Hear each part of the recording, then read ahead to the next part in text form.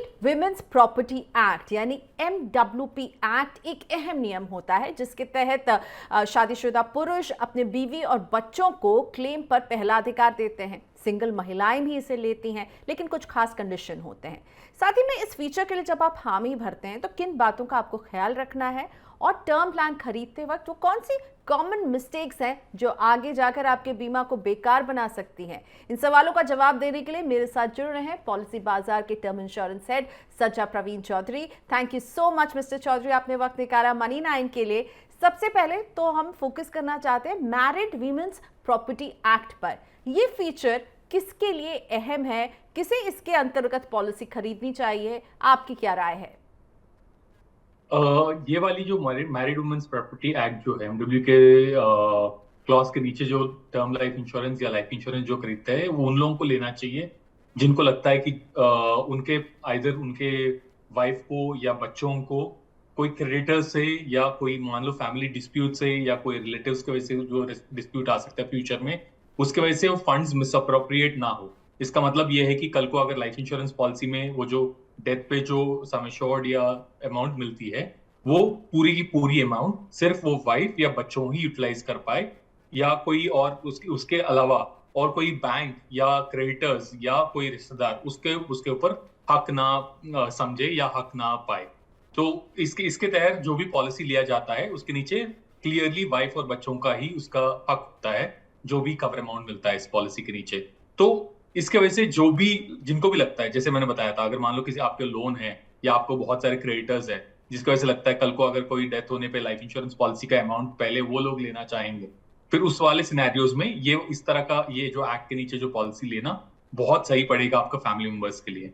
जी, और क्या महिलाएं भी MWP एक्ट के तहत बीमा खरीद सकती हैं?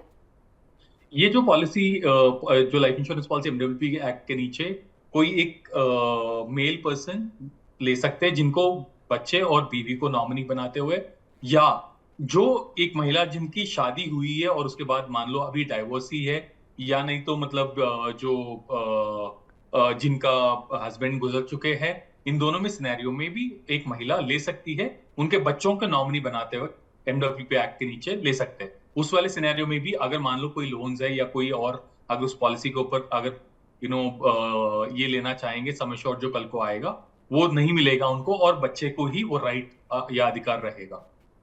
सचा, एक फाइनेंशियल प्लानर से मेरी बात हो रही थी, बहुत ही इंटरेस्टिंग एंगल एक निकल कर आया इस बातचीत में जो मैं आपसे पूछना चाहती हूँ कि अगर MWP एक्ट के तहत किसी पुरुष ने एक पॉलिसी टर्म प्लान खरीदी है और उनकी वाइफ से आगे जाकर सेपरेशन हो जाती है, डिवोर्स हो जाता है, अलग हो जाते हैं, कुछ मन मुटाव है, तो ऐसे में अगर MWP एक्ट के तहत खरीदी हुई पॉलिसी रहेगी तो फिर क्या होगा? उन्हें अपनी पॉलिसी में ये बदलाव फिर करने पड़ेंगे? देखिए, ये जो है जनरली अगर एक बार अगर एमडब्ल्यूपी एक्ट के नीचे पॉलिसी बनाओगे तो वो ट्रस्ट की तरह बन जाता है, उसका डेफिनेशन एक ट्रस्ट की बन जाती है और वो ट्रस्ट के साथ से वो चलता रहेगा। इस तरह का अगर जहां पे अगर डाइवोर्स होता है कल को उसका कॉम्प्लिकेशन बन जाता है, वो कॉम्प्लिकेशन के मुताबिक कल को वो चेंज होना मतलब एक बार अगर उसके अंदर आ गया तो वो मतलब अनलेस वो ट्रस्ट का सब्जेक्ट चेंज हो तो वो पॉलिसी के अंदर चेंज नहीं हो सकता है। वो बहुत एक कॉम्प्लिकेटेड मामला हो जाता है और कल को अगर क्लेम आती है उस टाइम पे आपका जो क्या बोलते हैं उन्हीं को मिलेगा जो उसके अंदर नॉमिनी की तरह दिया गया है। यानी कि बहुत सोच समझकर ये फैसला आपको लेना चाहिए और साथ ही में ये भी ख्याल रखना होगा कि आप जब एक बार MWP एक्ट के लिए ऑप्ट कर जाएंगे, आपको शुरुआत में ही बताना, उसे आप फिर से बदल नहीं सकते हैं। और इसीलिए ये सवाल उठता है कि टर्म प्लान खरीदते वक्त वो कौन से और ऐसे पॉइंट्स हैं जिनका ख्याल रखना चाहिए जिसे आप आगे जाकर मॉडिफाई नहीं कर सकते हैं सज्जा, ताकि जब मैं खरीदूँ तो वो डिसीजन तभी ले लूँ क्योंकि आगे कोई विंडो मुझे शायद नहीं मिलेगी उसे ठीक करने की या उसमें बदलाव करने की। देखिए, एक टर्म लाइफ इंश्योरेंस पॉलिसी वो होता है जिसमें बहुत बहुत छोटी प्रीमियम देते हो और उसके अगेंस्ट आपको बहुत बड़ा सा कवर मिलता है। जैसे कि आप 500 रुपए महीने का प्रीमियम देते हो, जैसे कि 6,000 रुपए सालाना होता है, उसके अगेंस्ट आपको 1 करोड़ का कवर भी मिलेगा। तो और वो ये जो 500 रुपए का जो प्रीमियम की बात आती है, ये आप एक टर्म के लिए या पॉलिसी टर्म करके जो जितने साल के लिए आप कवर चाहते हो उसके हिसाब से तैयार किया जाता है। तो अगर एक टर्म पॉलिसी आज ले रहे हो, अगर मान लो आप बताते हो अगले 30 साल के लिए मेरे को कवर चाहिए, उसके हिसाब से वो प्रीमियम सेट किया जाता है और प्रीमियम सेम रहेगा अगले 30 साल के लिए, इरेस्पेक्टिव आपका एज बढ़ते भी जाए। तो वो वाली जो चीज है एक टर्म पॉलिसी में आप आगे जाके चेंज नहीं कर सकते। अगर मान लो आज लगा आपको 30 साल के लिए कवर करना है और 1 साल के बाद आपको लग रहा है कि नहीं ये 40 साल या 50 साल में चेंज कर सकूं, वो वाली चीज एक पॉलिसी में चेंज नहीं होता है जनरली। तो वो एक चीज है आपको ध्यान रखना चाहिए कि मेरे को आइडियली मेरा आज के दिन में फैमिली सिचुएशन के हिसाब से और फ्यूचर डिपेंडेंसीज के हिसाब से मेरे को कवर कब तक चाहिए, तो वो एक चीज है। इसी तरह से दूसरी ये है कि आप अगर मान लो एक सम इंश्योर्ड या कवर अमाउंट लेते हो एक टर्म पॉलिसी में, वो कवर अमाउंट के हिसाब से प्रीमियम भी डिसाइड किया जाता है। वो कवर अमाउंट कितना ले रहे हो वो भी आपको थोड़ा सोच समझ के, आपको आज का लाइबिलिटीज क्या है, फ्यूचर लाइबिलिटीज क्या है, आपका फ्यूचर प्लान क्या है, और फैमिली मेंबर्स डिपेंडेंट्स कौन कौन है, उनको उनको क्या जरूरत है, इस सब के हिसाब से आपको एक कवर डिसाइड करना चाहिए। एक बार अगर वो कवर डिसाइड करते हो, आप जो डॉक्यूमेंट सबमिट करते हो उसके बाद जो इंश्योरेंस कंपनी अंडरराइट करती है वो उसके हिसाब से अंडरराइट करती है, इस कवर दे सकते हैं, नहीं दे सकते हैं, दे सकते तो क्या कंडीशन दे सकते हैं। अगर मान लो कल को आप 6 महीने के बाद जाके या 1 साल के बाद जाके पूछते हो, नहीं मैंने ये 2 करोड़ का लिया था, इसको 3 करोड़ कर दीजिए, 4 करोड़ कर दीजिए, उस टाइम पे फिर से इंश्योरेंस कंपनी फ्रेश अंडरराइटिंग के लिए और फ्रेश प्रपोजल मांग सकता है, और जनरली वो इतना आसान से चेंज नहीं हो सकता है। तो ये एक दो चीजें हैं जो एक टर्म लाइफ इंश्योरेंस पॉलिसी में एक बार अगर लोगे तो दोबारा चेंज करने में मुश्किल होगा, तो आपको सोच समझ के लेना चाहिए एक ही बार में। तो फिर जीवन बीमा का कवर कोई कैसे तय करे, यहाँ पर आप कुछ टिप्स देना चाहेंगे, कुछ ऐसे हैंड होल्डिंग क्वेश्चन कि हम तय कर पाए कि हमारे पास कितने का कवर होना चाहिए? क्योंकि जैसा कि आपने अभी बताया कि एक बार आप जब कवर ले लेंगे तो फिर उसे बदलना जो एक बहुत ही टीडियस प्रोसेस होगा, आपको अभी से सोचना होगा अपने फ्यूचर लाइबिलिटीज के बारे में। तो कवर कैसे तय करें? देखिए एक कॉन्सेप्ट है ह्यूमन लाइफ वैल्यू करके, जो भी इंश्योरेंस कंपनीज भी यूज करते हैं। ह्यूमन लाइफ वैल्यू कैलकुलेटर जो जनरली होता है उसमें बहुत सारे चीजें होते हैं, जैसे कि आज का आपका इनकम क्या है, आपका लाइबिलिटीज क्या है, आपका एसेट्स क्या है, और इन्फ्लेशन कितना होगा फ्यूचर में एजम्पशन के हिसाब से, और फ्यूचर आपका गोल्स क्या है। इन सब की चीजों को लेके वो बताएगा कि आपको किस वक्त पे कितना का कवर भी होना चाहिए और क्या क्या प्लान करना चाहिए। इसका एक शॉर्टकट फॉर्मूला भी है जो नॉर्मली बहुत सारे लोग यूज करते हैं, जो कि आपका कितना जितना एनुअल इनकम है उसका मल्टीप्लायर होता है आपका उम्र के हिसाब से। अगर मान लो आप 35 साल के नीचे हो, 25 गुना आपका एनुअल इनकम होता है जो आपका ह्यूमन लाइफ वैल्यू है। वही अगर 36 से 40 के बीच में हो, 20 गुना आपका एनुअल इनकम का होता है मल्टीप्लायर, जो ह्यूमन लाइफ वैल्यू होता है, और उतना का कवर होना चाहिए। अगर मान लो कभी कभी क्या होता है ना, कुछ लोगों को लग सकता है कि 25 गुना 20 गुना बहुत ज्यादा होगा, पर लेकिन अगर आप सही तरीके से सोचोगे, मान लो एक 30 साल का उम्र का बंदा है जिसका 10 लाख का एनुअल इनकम है, और उसका 25 गुना मतलब हो गया 2.5 करोड़ का। अब ये बंदा बोल सकता है मेरे को 2.5 करोड़ का कवर क्यों चाहिए, पर लेकिन कल को मान लो 2.5 करोड़ का नहीं लेता है, 50 लाख या 1 करोड़ का लेते हैं। अब कल को वो गुजर जाते हैं, वो फैमिली वो 1 करोड़ या 50 लाख लेके क्या करेंगे, वो तो कहीं रियल एस्टेट और मार्केट में इन्वेस्ट नहीं करेंगे जनरली, वो तो फिक्स डिपॉजिट में रखेंगे। और फिक्स डिपॉजिट का रेट आप शॉर्ट टर्म में तो थोड़ा बड़ा है, but over long period of time देखो जाएगा तो मतलब वो तो नीचे आ रहा है, और ऑब्वियसली नीचे जाएगा, उस पर टैक्स भी लगता है फिक्स डिपॉजिट पे, और लॉन्ग टर्म पे वो लो भी रहेगा। तो अगर मान लो 1 करोड़ मिला हो अगर फैमिली को लॉन्ग टर्म बेसिस पे, अगर मान लो 3% भी अगर एज्यूम करते हैं, 3 लाख रुपए मिलेगा फैमिली को सालाना अगले 20-30 साल के लिए या 40 साल के लिए। अब 10 लाख का जो कमाने वाला व्यक्ति जिसके वजह से फैमिली चल रहा है, कल को अगर उनको 3 लाख मिले अगले 30 साल के लिए, तो उसमें ऑब्वियसली इन्फ्लेशन भी जोड़ना पड़ेगा, उसके हिसाब से बिल्कुल, कभी तो जाके ये ये 3 लाख का नाकाफी होगी। एक्चुअल वर्थ 1 लाख वो कुछ भी नहीं है। वही बिल्कुल। अगर मान लो 2.5 करोड़ का कवर लेता है, वो 3% के हिसाब से भी 7.5 लाख होगा, वो 7.5 लाख के हिसाब से आगे जाते हुए एटलीस्ट उसका जो रियलिस्टिक अमाउंट है वो देखा जाएगा, तो मतलब वो सही बैठेगा। तो राइट। आइडियली आपको ऐसे 25 गुना या 20 गुना या 15 गुना आपके एज के अनुसार उसका मल्टीप्लायर लेके आपको एक कवर लेना चाहिए। राइट, तो आपकी जो कमाई है और आपकी जो उम्र है उससे आप इसे मल्टीप्लाई कीजिए और फिर देखिए कि कितने की ज़रूरत पड़ेगी। यही ह्यूमन लाइफ वैल्यू जो है आपको बताएगा। जीवन बीमा खरीदते वक्त सजा आपने क्या देखा है, वो कौन सी कॉमन मिस्टेक है जो लोग कर बैठते हैं और जिनके बारे में आप अलर्ट करना चाहेंगे? देखिए कभी कभी ये होता है कि आप जीवन बीमा जब आप अप्लाई करते हो जीवन बीमा के लिए या लेना चाहते हो, उसमें आप एक प्रपोजल फॉर्म फिल करते हो, कुछ क्वेश्चंस होता है जो इंश्योरेंस कंपनी आपसे पूछते हैं और उनको आंसर करना है। और वो जो क्वेश्चंस आप आंसर करते हो इंश्योरेंस कंपनी आपके फेस वैल्यू पे लेते हैं कि हाँ ये सही आंसर कर रहे हैं। ऑब्वियसली कुछ कुछ मेडिकल टेस्ट भी कराते हैं, बट लेकिन उसके ऊपर इसको वो लोग मानते हैं कि हाँ ये सबसे सच है। उसमें आपका हेल्थ के बारे में होगा, आपका अगर मान लो अल्कोहल या टोबैको लेने की ये है उसके बारे में भी होगा क्वेश्चंस, और आपका एग्जिस्टिंग पॉलिसीज के बारे में भी होगा। अगर मान लो आपने कहीं पे अप्लाई किया और इंश्योरेंस कंपनी ने वो रिजेक्ट किया, आपको पॉलिसी नहीं दिया किसी रीजन की वजह से, वो सारे क्वेश्चंस भी होते हैं।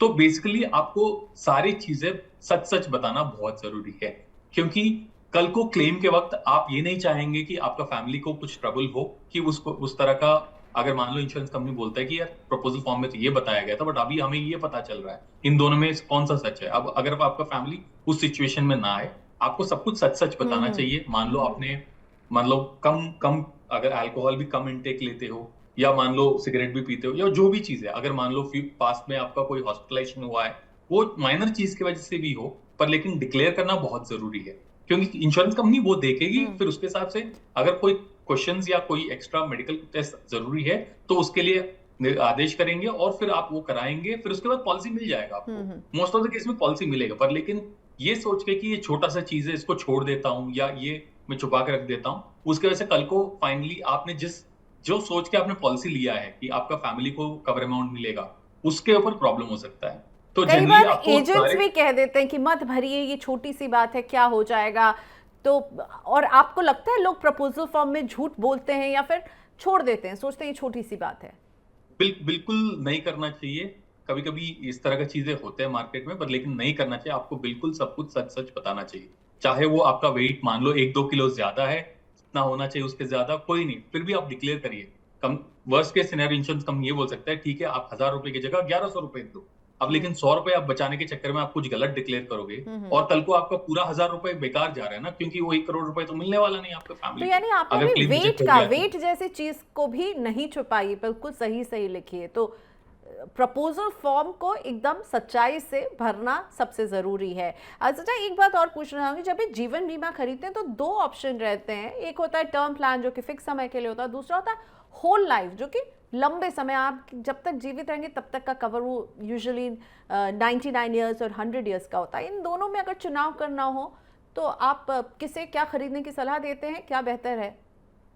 देखिए, ये दोनों अलग अलग तरीके का प्रोडक्ट्स है। एक टर्म लाइफ इंश्योरेंस वो है जो सबसे बेहतर तरीके का लाइफ इंश्योरेंस प्रोडक्ट है, जिसमें बहुत कम प्रीमियम देते हो और बहुत ज्यादा लाइफ कवर मिलता है, और वो स्पेसिफिक टर्म के लिए मिलता है। उसमें भी आप मान लो आप 60 साल तक कवर करना चाहोगे, 70 साल तक कवर करना चाहोगे, या 85 ईयर्स तक कवर करना चाहोगे, और कुछ प्लान्स भी है जो 99 ईयर्स तक भी कवर करते हैं, जिनको almost whole life term insurance plans भी कहते हैं, जिसमें आप जनरली जो प्रीमियम पे करते हो उसके अगेंस्ट आपको कवर मिलेगा, पर लेकिन प्रीमियम बहुत छोटा होता है और कवर अमाउंट बहुत ज्यादा होता है। ये टर्म इंश्योरेंस कैटेगरी में आता है। और दूसरा है कि होल लाइफ प्लान्स। जनरली जो होल लाइफ इंश्योरेंस प्लान जो कहते हैं वो इन्वेस्टमेंट प्लान या सेविंग्स प्लान की तरह है, जिसमें आपका 100 साल तक या 99 ईयर्स तक आपका कवर चलता रहेगा, और उसमें अगर मान लो डेथ हुआ उस टाइम के बीच में, आपको सम एश्योर्ड मिलेगा। अगर मान लो डेथ नहीं हुआ at the end of the term, आपको जो फाइनली जो सेविंग्स अमाउंट है वो वापस दिया जाएगा। तो बट लेकिन उसमें ये है कि वो जो कवर अमाउंट है वो इतना ज्यादा नहीं होता है मल्टीपल। जैसे कि यहाँ पे मैं बता रहा हूँ कि मान लो आप 10,000 रुपए सालाना दोगे, उसके अगेंस्ट आप 1 करोड़ या 1 करोड़ का कवर मिलेगा। वहां पे आपको 1 करोड़ कवर के लिए शायद मतलब ऐसा है कि 80,000 या 1 लाख रुपए का प्रीमियम पे करना पड़ेगा, और जनरली लोग वो नहीं लेते। जनरली लोग वहां पे भी 10,000 का प्रीमियम पे करते होंगे और 10,000 के अगेंस्ट 1 लाख या 1.5 लाख का कवर मिलते होंगे उनको। तो वो दोनों में बहुत अंतर है, दोनों बहुत अलग ही पर्पसेस सॉल्व करते हैं। आपको देखना चाहिए आपका पर्पस क्या है इस वक्त, और उसके हिसाब से आपको प्लान लेना बहुत जरूरी है कंपेयर करके। राइट, तो आपका लक्ष्य क्या है, गोल क्या है? आप एक जीवन के रिस्क को कवर करना चाहते हैं या निवेश के लिहाज से करना चाहते हैं, वो डिसाइड करेगा। कुछ दर्शकों के सवाल अब आपके सामने रखते हैं। अंशुल का है पहला सवाल, 29 साल के हैं, कोलकाता से लिख रहे हैं। मैं एक IT कंपनी में काम करता हूँ, मेरी सालाना इनकम 8 लाख रुपए है। मैं अभी सिंगल हूँ, मेरे पेरेंट्स के पास अपना जीवन बीमा है, दोनों ही वर्किंग है, मेरी सैलरी पर उनकी कोई निर्भरता नहीं है। क्या मुझे अपने टर्म इंश्योरेंस को भी खरीदना चाहिए क्योंकि सिंगल है, रिस्पॉन्सिबिलिटीज नहीं है? क्या सलाह आप देंगे? देखिए अंशुल, आप बहुत सही सवाल पूछ रहे हो। ये बहुत सारे लोग ऐसे सोचते हैं कि अभी तो मेरे पास डिपेंडेंस नहीं है, मैं सिंगल हूँ, मेरे ऊपर कोई ये रिस्पॉन्सिबिलिटीज नहीं है, मैं क्यों टर्म इंश्योरेंस लूँ। एक आपको एक चीज समझना चाहिए, इंश्योरेंस एक ऐसी चीज है, जो टर्म इंश्योरेंस या हेल्थ इंश्योरेंस एक ऐसी चीज है, आप जब जिस दिन सोचोगे कि हाँ मेरे को आज चाहिए, बहुत जल्दी से चाहिए, शायद उस दिन ना मिले। क्योंकि ऑब्वियसली इंश्योरेंस कंपनी जब भी पॉलिसी देते हैं, आप प्रपोजल फॉर्म में भरते हो कि आपको कोई हेल्थ इश्यू तो नहीं है, और मेडिकल टेस्ट भी करते हो। अगर मान लो बाई चांस उस दिन कुछ हुआ और उस दिन आपको लगे नहीं मैं आज हेल्थ या टर्म इंश्योरेंस लूंगा, उस दिन शायद उनको देना भी पॉसिबल नहीं हो पाएगा। अब टर्म इंश्योरेंस की बात पे आएंगे एग्जैक्टली, तो उसमें टर्म इंश्योरेंस का जो होता है जनरली प्रीमियम्स आप जितना जल्दी लोगे उतना आपको कम प्रीमियम पे मिलेगा। मान लो आप 30 साल की उम्र में ले रहे हो, आपको 10,000 रुपए सालाना पड़ रहा है या 500 रुपए महीना का पड़ रहा है। वही अगर मान लो आप 35 पे जाके लोगे, वही 500 रुपए आपको 750 रुपए का पड़ेगा। जैसे एक एग्जाम्पल बताता हूँ, मान लो आप एक 30 साल का उम्र पे हो, 60 साल तक आप कवर करना चाह रहे हो 1 करोड़ का कवर। उसमें आप 30 साल में जितना प्रीमियम पे करोगे उसको कंपेयर करो, आप वही 35 साल के वक्त ले हो 60 साल तक कवर करना चाह रहे हो। ये 25 साल में जितना प्रीमियम पे कर रहे हो, शायद जैसे टर्म प्लान का प्राइसेस भी बढ़ते जा रहा है और आपका उम्र भी बढ़ेगा 30 से 35, उसके हिसाब से आप जो 25 साल का कवर के लिए, जो 1 करोड़ कवर के लिए जो 25 साल में पे कर रहे हो, वो 30 साल में जितना पे कर रहे हो उससे ज्यादा ही होगा। जिसका मतलब है आपने प्रीमियम भी ज्यादा पे किया और 5 साल का कवरेज भी नहीं लिया। ये एक चीज है। ठीक है, तो तो आप प्रीमियम obviously लॉक आपका कर पाएंगे जितनी जल्दी प्रीमियम आप ज्यादा भी खरीदें। पड़ेगा। ओके। दूसरा है कि आपको मान लो कल को आज का टाइमलाइन में ये है कि मतलब पहले ही ऐसा होता था कि कोई भी बीमारी जल्द नहीं आता था, 50 साल 60 साल की उम्र में होता था, मतलब बहुत जल्द एज में। बट आजकल के जमाने में देखोगे तो बहुत सारे बीमारी ऐसा है कि मतलब जो बहुत जल्दी भी आ रहा है। कल को अगर वो उस तरह का कुछ आ जाए तो क्या इंश्योरेंस कंपनी आपको दुगना प्रीमियम चार्ज करेंगे या बिल्कुल नहीं भी देंगे? तो बिल्कुल। ये सारे सिचुएशन भी हो सकता जितना है। जल्दी खरीदें उतना अच्छा है। मेधांश का एक सवाल मैं और इंक्लूड करना चाहती हूँ। मेधांश के पास ऑलरेडी 1 करोड़ का एक टर्म प्लान है। इन्होंने अभी एक होम लोन लिया, इस लोन के साथ इन्हें बीमा खरीदने के लिए कहा जा रहा है। क्या होम लोन के लिए अलग से इंश्योरेंस लेना ज़रूरी है, क्योंकि टर्म प्लान है जो इनके रिस्क को कवर कर रहा होगा? आप क्या सलाह देते हैं? देखिए मेधांश, आपका सवाल सही है। इसमें यही है कि आपने ऑलरेडी 1 करोड़ का टर्म लाइफ इंश्योरेंस जब लिया होगा, आपने कुछ सोच के लिया होगा कि मेरे को मेरे डिपेंडेंस है या मेरा ये वाली जो फैमिली मेंबर्स को कवर करना है, कल को उनका फ्यूचर देखना है, उसके हिसाब से 1 करोड़ कवर चाहिए। आप उसके बाद आप 1 करोड़ का मान लो होम लोन ले रहे हो। जब आप होम लोन ले रहे हो, अब ये एक्स्ट्रा लाइबिलिटी हो गया आपको। आइडियली आपको हाँ वो 1 करोड़ का टर्म कवर लेते हो, 1 और करोड़ का कवर लेना चाहिए। अब वो 1 करोड़ का टर्म प्लान ले या होम लोन इंश्योरेंस ले, ये दोनों के बीच में आपको एक बार प्रोडक्ट कंपेयर करके आपको तैयार करना चाहिए। जनरली होम लोन इंश्योरेंस में ये होता है कि आपका कवर 1 करोड़ से शुरू होता है और जो 20 साल में वो 0 बनते जाता है, हर साल वो घटते जाता है ईएमआई के हिसाब से। पर लेकिन मेरे टर्म प्लान में ये होता है कि प्रीमियम आपका जो कवर है वो बिल्कुल सेम रहेगा पूरा टाइम तक। इसका मतलब ये है कि मान लो आप टर्म इंश्योरेंस ले रहे हो 1 करोड़ का एक, और उसमें अगर 10th ईयर में डेथ होती है आपका फैमिली को 1 करोड़ मिलेगा, जिसमें से मान लो 60 लाख आउटस्टैंडिंग है तो बैंक को 60 लाख पे करेंगे, 40 लाख अपने पास रखेंगे। मेरे जनरली होम लोन इंश्योरेंस में ये होता है कि हर साल वो कवर भी घटता जाता है। तो 10th ईयर में जब आपका डेथ होगा, मोस्ट प्रॉब्ली वो होम लोन का लाइफ इंश्योरेंस कवर का भी अमाउंट 60 लाख हो गया होगा। इसका मतलब 60 लाख बैंक को जाएगा और लोन माफ हो जाएगा। अब ये दोनों के सिनेरियो में आप बोल सकते हो कि मतलब प्रीमियम का फर्क क्या है। जनरली ये देखा गया था कि मार्केट में जिस तरह से ट्रेंड है, होम लोन इंश्योरेंस थोड़ा कॉस्टली पड़ता है। तो उसके हिसाब से आप मान लो वो 1 करोड़ का कवर जितना ले रहे हो वर्सेस टर्म इंश्योरेंस ले रहे हो, शायद टर्म इंश्योरेंस ही बेटर पड़ेगा जितना मैंने एग्जांपल्स देखा है।